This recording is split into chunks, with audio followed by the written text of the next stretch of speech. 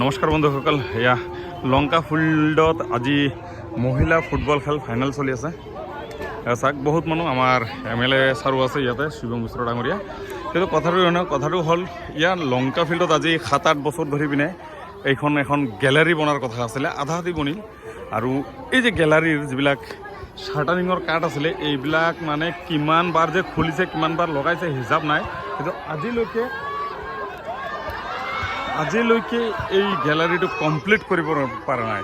আৰু এই যে আধাৰশিলাও ভাঙি পিনে পৰি গ'ল, চিন্তা কৰক আপোনালোকে। কিন্তু গেলাৰীখন কমপ্লিট হ'ব পৰা নাই এতিয়ালৈকে। কিহৰ বাবে? কোন আছে ইয়াৰ পিছফালে যে এই গেলাৰীখন এতিয়ালৈকে কমপ্লিট কৰিব পৰা নাই? কোনে বাধা দি আছে? আমি একো গম নাপাওঁ।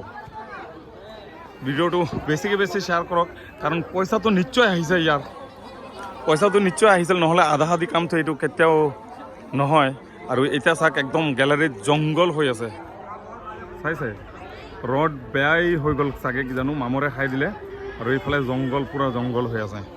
গতিকে ভিডিঅ'টো বেছিকৈ বেছি শ্বেয়াৰ কৰক। এয়া লংকা ফিল্ড, আৰু এয়া হ'ল আমাৰ গেলাৰী। আধাৰশিলা এয়া পচি আছে, গেলাৰী পচি আছে, কামটো কমপ্লিট হোৱা নাই এতিয়ালৈকে। ধন্যবাদ।